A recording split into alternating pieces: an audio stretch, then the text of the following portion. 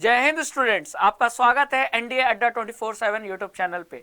आज के इस सेशन में हम साइंस में जो केमिस्ट्री है उसका एक बिल्कुल बेसिक टॉपिक पढ़ने वाले हैं जिसका नाम है टाइप्स ऑफ चेंजेस।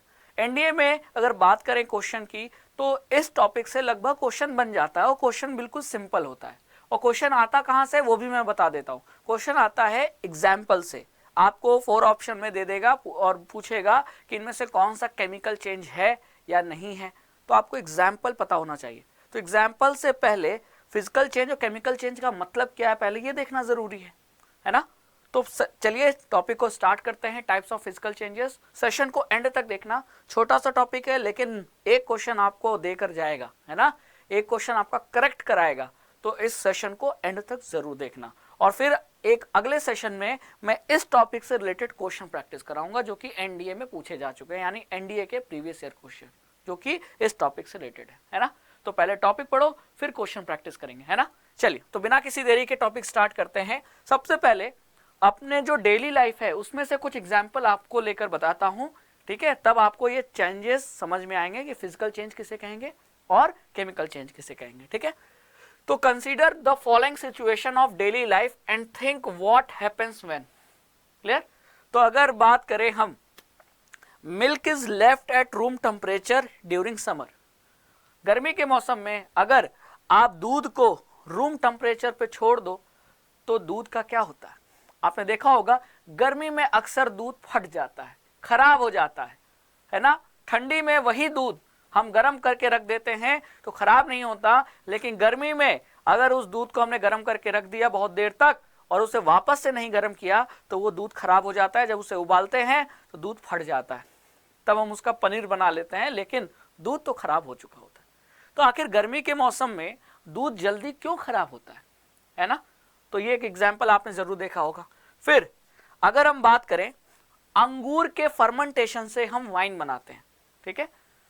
तो अंगूर का जब फर्मेंटेशन होता है तो ऐसा क्या चेंजेस होता है जिससे वो वाइन यानी अल्कोहल बन जाता है। जरूर कुछ ना कुछ चेंज हो रहा है, तभी तो इस फर्मेंटेशन को, है ना, यहां मिल्क जो खराब हो गया ये सब एक चेंज से गुजर रहे हैं, है ना। ग्रेप्स में फर्मेंटेशन हुआ तो ग्रेप्स में जो शुगर है वो अल्कोहल में चेंज हो गया, है ना। तो यहां भी आपको एक चेंज नजर आ रहा है जो कि हम डेली लाइफ में देखते हैं, ठीक है। फिर अगर बात करें फूड इज कुक्ड, कच्ची सब्जियां लाते हैं हम, चाहे वो आलू हो, गाजर हो, प्याज हो, और उसे कुक करते हैं। तो कुक करने के समय जब हीट उसे मिलती है, कच्ची सब्जियों को जब हम हीट प्रोवाइड करते हैं तो वो खाना पक जाता है और उस पके हुए खाने को आप आसानी से कंज्यूम कर सकते हैं।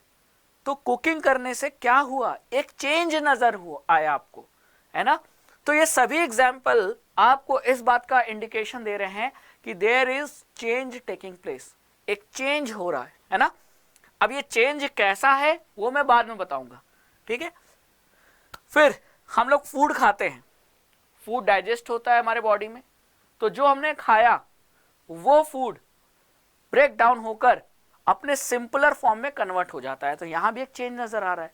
जैसे हमने आलू खाया तो इसका मतलब हमने स्टार्च कंज्यूम किया, लेकिन हमारे बॉडी में यह स्टार्च ब्रेक डाउन होकर फाइनली सबसे छोटे फॉर्म में यानी ग्लूकोज में कन्वर्ट हो जाता है।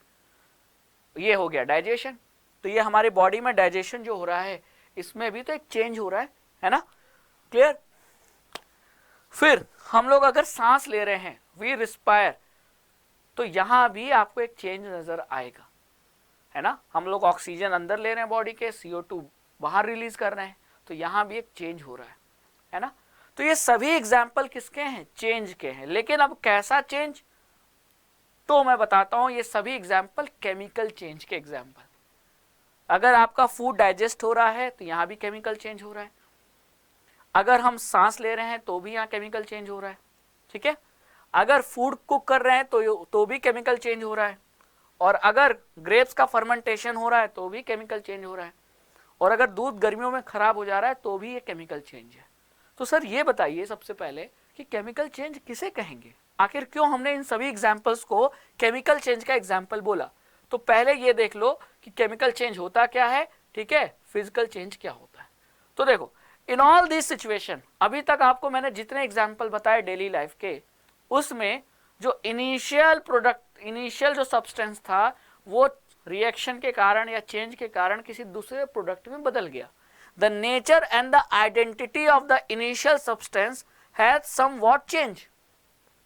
तो ऐसा चेंज जो कि अपने इनिशियल सब्सटेंस को बदल दे, है ना। जैसे मान लीजिए आपका इनिशियल सब्सटेंस ए था और ए अब वाई में बदल गया, तो ये जो चेंज होगा उस चेंज को हम क्या कहेंगे? Chemical change. तो अभी तक आपको मैंने डेली लाइफ के जितने एग्जाम्पल बताए सभी एग्जाम्पल किस चेंज के हैं? केमिकल चेंज के। अगर हम सांस ले रहे हैं, रेस्पिरेशन केमिकल चेंज है। फूड का डाइजेशन हमारे बॉडी में केमिकल चेंज है। फूड की कुकिंग करना केमिकल चेंज है। ग्रेप्स के फर्मेंटेशन से वाइन बनाना ये भी केमिकल चेंज है, क्योंकि ग्रेप्स में जो शुगर होता है वो शुगर ईस्ट किसको कन्वर्ट कर देता है? उस शुगर को ईस्ट अल्कोहल में, इथेनॉल में कन्वर्ट कर देता है। तो स्टार्टिंग प्रोडक्ट क्या था? शुगर, और वो प्रोडक्ट चेंज हो गया। तो जहां भी इनिशियल सब्सटेंस किसी दूसरे प्रोडक्ट में चेंज हो जाए, किसी दूसरे सब्सटेंस में चेंज हो जाए, तो ऐसे चेंज को हम क्या कहते हैं? Chemical change. और ये होता केमिकल रिएक्शन की वजह से है। तो इसका मतलब जहां जहां केमिकल रिएक्शन हो रहा है वहां केमिकल चेंज आपको नजर आएगा। ठीक है, तो अब हम टाइप्स ऑफ चेंजेस आसानी से पढ़ सकते हैं। तो टाइप्स ऑफ चेंजेस दो टाइप के होते हैं, फिजिकल चेंज और केमिकल चेंज। अब बात करें फिजिकल चेंज और केमिकल चेंज में डिफरेंस क्या है। जैसे अगर आप यहां देखो, यहां इस कुल्हाड़ी से लकड़ी को काटा जा रहा है, तो इनिशियल सब्सटेंस क्या है? लकड़ी, वुड। अब उस कुल्हाड़ी से मैंने लकड़ी को काट दिया, लकड़ी दो साइज में टूट गई, है ना। लकड़ी दो पार्ट में टूट गई, लेकिन अभी भी तो वो लकड़ी ही है। तो क्या उसका कंपोजिशन चेंज हुआ? क्या उसका नेचर चेंज हुआ? काटने के पहले भी वो लकड़ी थी और कुल्हाड़ी से काटने के बाद भी वो लकड़ी है। तो अगर इनिशियल सब्सटेंस किसी नए सब्सटेंस में चेंज ना हो, है ना, बस सिर्फ उसका लेंथ बदल जाए, शेप बदल जाए, साइज बदल जाए, यानी जो उसके फिजिकल पैरामीटर है उसमें चेंज हो, सब्सटेंस का जो मेन कंपोजिशन है वो ना चेंज हो, तो ऐसे चेंज को मैं क्या कहूंगा? Physical change. जैसे मान लीजिए कि मैंने कागज लिया, उसको बीच में से फाड़ दिया, तो इनिशियल सब्सटेंस क्या था? पेपर, कागज। अब उससे बीच में से मैंने फाड़ दिया, तो जो उसका साइज है वो क्या हो गया? छोटा हो गया। पहले इतना बड़ा कागज था, अब वो दो पार्ट में कट गया, है ना, तो अब वो छोटे छोटे दो पेपर हो गए। तो साइज कम हो गया, लेकिन पेपर अभी भी पेपर है। तो इनिशियल सब्सटेंस किसी दूसरे सब्सटेंस में चेंज हुआ? नहीं हुआ। तो जब हम किसी सब्सटेंस के फिजिकल प्रॉपर्टीज को चेंज करते हैं, फिजिकल प्रॉपर्टीज जैसे कि लेंथ, मास, शेप, साइज, वॉल्यूम, ये सारी चीजें चेंज होती हैं, तो उस चेंज को हम फिजिकल चेंज कहते हैं। और फिजिकल चेंज में कभी भी नया प्रोडक्ट फॉर्म नहीं होता। लेकिन केमिकल चेंज, उसी लकड़ी को हमने आग में जला दिया, तो लकड़ी आग में जलेगी तो आपने देखा होगा काला धुआं निकलता है। वो काला धुआं किसका है? कार्बन डाइऑक्साइड का। तो लकड़ी तो किसी और सब्सटेंस से बनी थी और वो सब्सटेंस क्या हो गया? चेंज हो गया। किसमें? कार्बन डाइऑक्साइड में। तो नया प्रोडक्ट बना, पहला जो प्रोडक्ट था और नया प्रोडक्ट बिल्कुल अलग है, तो लकड़ी का जलना केमिकल चेंज है। तो यहाँ केमिकल रिएक्शन हुआ है, और केमिकल रिएक्शन की वजह से नया प्रोडक्ट बन रहा है, नया सब्सटेंस का फॉर्मेशन हो रहा है, तो ऐसे चेंज को केमिकल चेंज कहेंगे। लेकिन जहां सब्सटेंस जैसा था वैसा ही रहे, बस उसकी फिजिकल प्रॉपर्टी जैसे कि लेंथ, मास, वॉल्यूम, ये सब चेंज हो जाए, उसे फिजिकल चेंज कहेंगे। तो लकड़ी काटना फिजिकल चेंज है, लेकिन उसी लकड़ी को जला देना आग में केमिकल चेंज है ना। पेपर को फाड़ देना फिजिकल चेंज है, लेकिन पेपर को मैं माचिस के तीली से जला दूं, केमिकल चेंज है। बात समझ में आ गई? अब कुछ एग्जाम्पल देख लेते हैं, है ना। तो some examples of chemical change. तो केमिकल चेंज बहुत इंपॉर्टेंट है, क्योंकि फिजिकल चेंज तो आप आसानी से जज कर लोगे, है ना। मैंने एक पत्थर लिया, उसे तोड़ दिया, फिजिकल चेंज है। कागज लिया, फाड़ दिया, फिजिकल चेंज है। स्केल लिया, पेन लिया, तोड़ दिया, फिजिकल चेंज है। लेकिन केमिकल चेंज, तो वहां हमको केमिकल रिएक्शन होता हुआ नजर आता है, और वो चीज के एग्जाम्पल पढ़ना बहुत जरूरी है।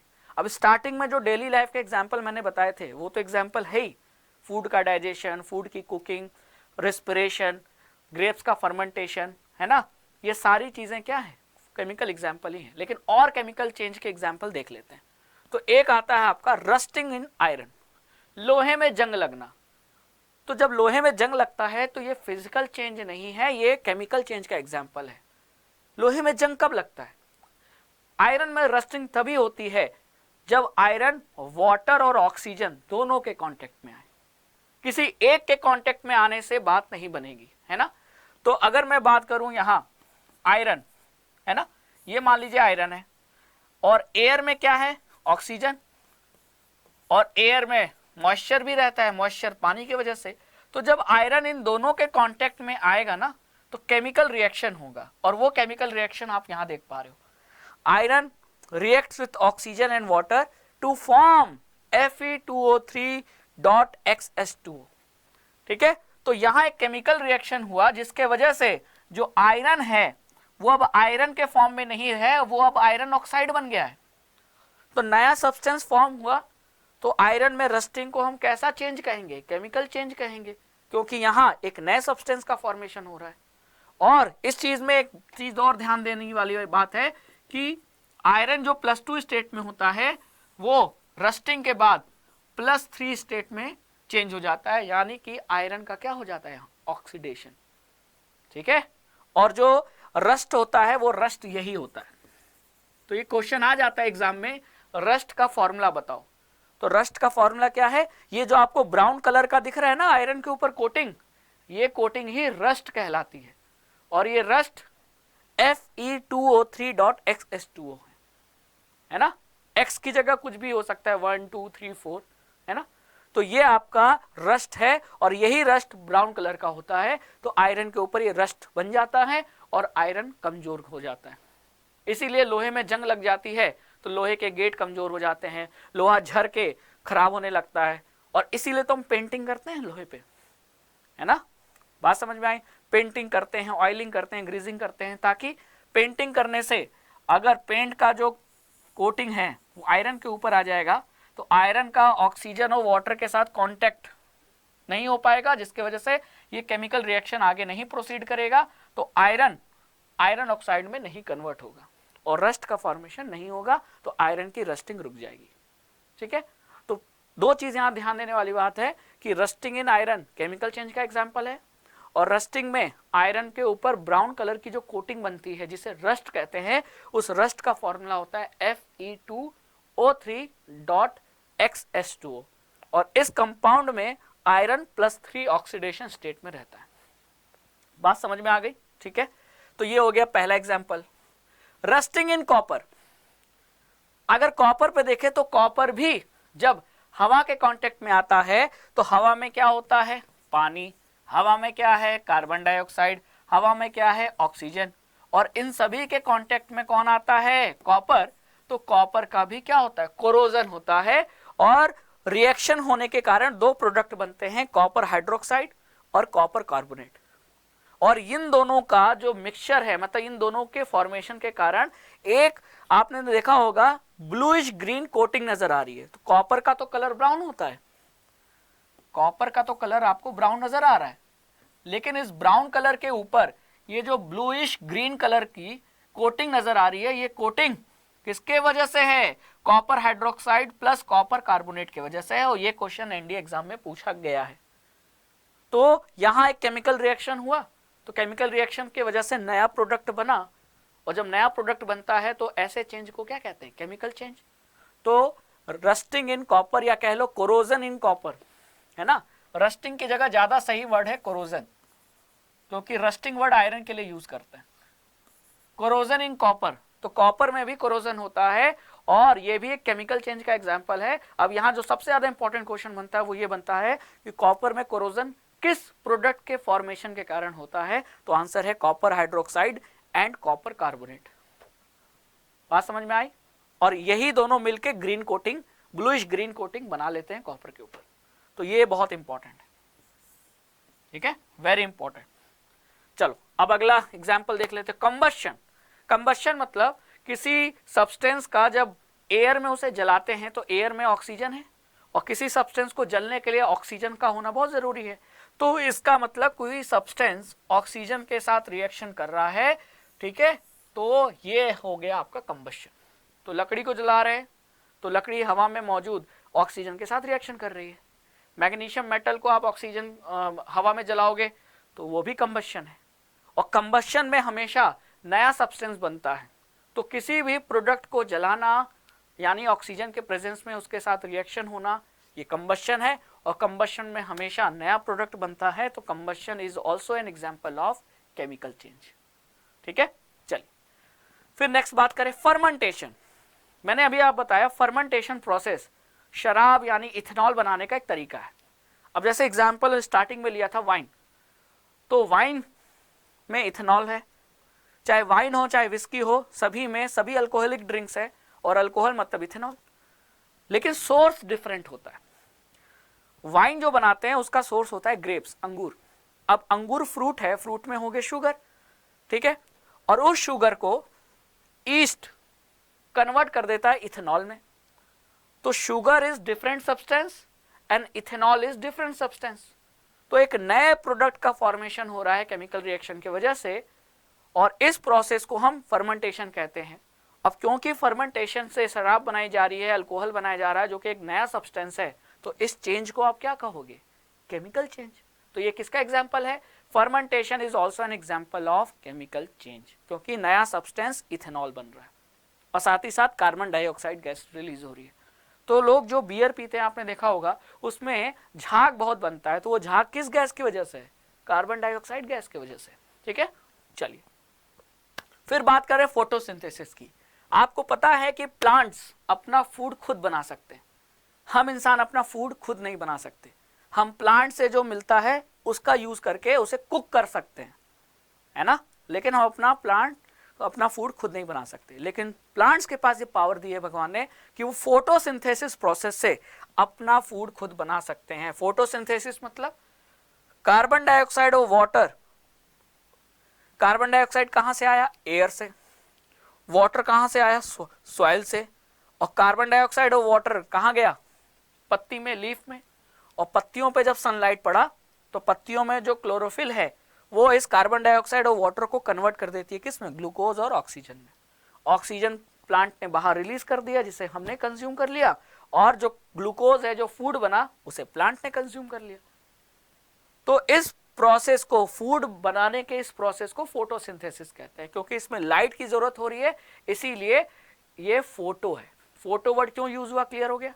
अब आप ये देखो, इस इनिशियल सब्सटेंस क्या था? कार्बन डाइऑक्साइड और वाटर।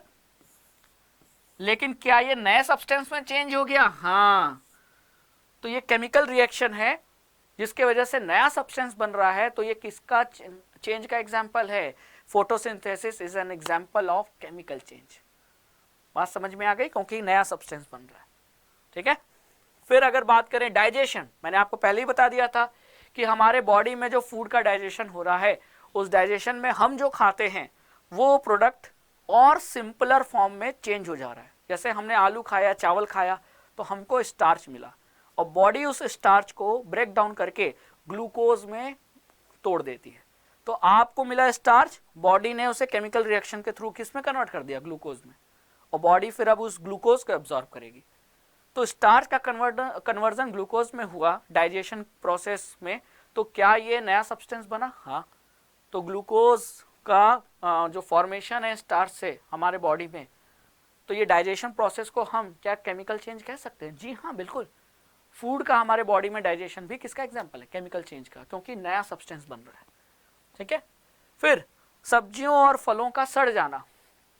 आपने देखा होगा, केला हम खरीद के लाते हैं और 2-3 दिन ना खाएं तो वो केला जो पीला है वो काला हो जाता है। क्यों? क्योंकि केले के अंदर केमिकल रिएक्शन हुआ। केले के अंदर बहुत सारे जो हार्मोन्स हैं जो उसे पकाने में मदद कर रहे हैं, वो दिन पे दिन उसे और पकाते जा रहे हैं, जिससे केला फिर सड़ने लगता है। और rotting of fruits and vegetable is also an example of chemical change. फलों का, सब्जियों का सड़ना, या खाना आपने देखा होगा, खाना बासी हो जाता है तो बासी खाना मना किया जाता है नहीं खाने को। क्यों? क्योंकि वो खराब हो चुका है, उसमें से बदबू आ रही है, वहां एक केमिकल रिएक्शन हुआ है बैक्टीरिया की वजह से। तो ये भी एक केमिकल चेंज का एग्जाम्पल है। ठीक है, फिर बात करें बॉइलिंग एग, अंडे उबालना, है ना। अंडे को आप उबालते हो तो अंडे के अंदर अगर ये कच्चा अंडा है, रॉ एग है, अगर ये रॉ एग है तो इसके अंदर जो प्रोटीन होता है वो प्रोटीन क्या होता है, बिल्कुल अरेंज्ड फॉर्म में होता है। लेकिन जब हम इसे गर्म करते हैं, बॉईल करते हैं, तो यही जो अंडा है उसमें प्रोटीन क्या हो जाता है, ब्रेक डाउन हो जाता है, और प्रोटीन ब्रेक डाउन होकर आपस में क्या हो जाते हैं, उलझ जाते हैं, और ये लिक्विड से सॉलिड हो जाता है ना। तो जो प्रोटीन यहां अरेंज फॉर्म में था, एक के बाद एक लेयर के फॉर्म में अरेंज था, वो आपस में टूट के क्या हो गए, उलझ गए। तो ये केमिकल चेंज है, और ये केमिकल चेंज हीट के वजह से हुआ है। तो एग को बॉईल करना is an example of chemical change, क्योंकि यहां एक नया सब्सटेंस का फॉर्मेशन हो रहा है। अक्सर लोग इसे फिजिकल चेंज समझ लेते हैं, लेकिन नहीं, एग को बॉईल करना is an example of chemical change, ठीक है। लेकिन अगर मैं एग को तोड़ दूं तो ये एक फिजिकल चेंज होगा, है ना। अब आपने केमिकल चेंज के एग्जाम्पल देख लिया, फिजिकल चेंज के एग्जाम्पल सिंपल है, आइसक्रीम का पिघलना, बर्फ का पिघलना, है ना, या पानी को उबालना, तो पानी वेपर में चेंज हो गया। जहां स्टेट चेंज हो, स्टेट यानी सॉलिड लिक्विड में चेंज हो जाए, लिक्विड गैस में चेंज हो जाए, तो वो आपके फिजिकल चेंज है ना। जैसे बॉइलिंग हो गया, मेल्टिंग हो गया, चॉपिंग, चॉपिंग मतलब किसी चीज को काट देना, तो काटने से उसका साइज, शेप चेंज होगा, फिजिकल प्रॉपर्टीज चेंज होगी ना, प्रोडक्ट तो वही का वही रहेगा, है ना। कपड़े सुखाना, कपड़े आप सुखाते हो तो क्या होता है, कपड़ा गीला है, उसमें पानी है, और धूप के वजह से वो पानी वेपर में कन्वर्ट हो रहा है, तो स्टेट चेंज हो रहा है पानी का, तो ये भी एक फिजिकल चेंज है, रहेगा तो वो पानी ही, है ना। तो सब्सटेंस चेंज नहीं हो रहा है किसी दूसरे सब्सटेंस में, तो ये सभी एग्जाम्पल किसके हैं, फिजिकल चेंज के। तो आई थिंक अब आपको बहुत ही अच्छे से क्लियर हो गया होगा कि टाइप्स ऑफ चेंजेस में फिजिकल चेंज किसे कहते हैं और केमिकल चेंज किसे कहते हैं, ठीक है। तो इसी तरीके से हमारे साथ एनडीए की प्रिपरेशन करने के लिए बने रहिए एनडीए अड्डा 24/7 यूट्यूब चैनल पे, और मैं फिर एक और लेक्चर लेकर आऊंगा जहां इस टाइप्स ऑफ चेंजेस के जो एनडीए के प्रीवियस ईयर क्वेश्चन है वो प्रैक्टिस कराऊंगा। तब तक के लिए खुश रहिए, मस्त रहिए, जय हिंद।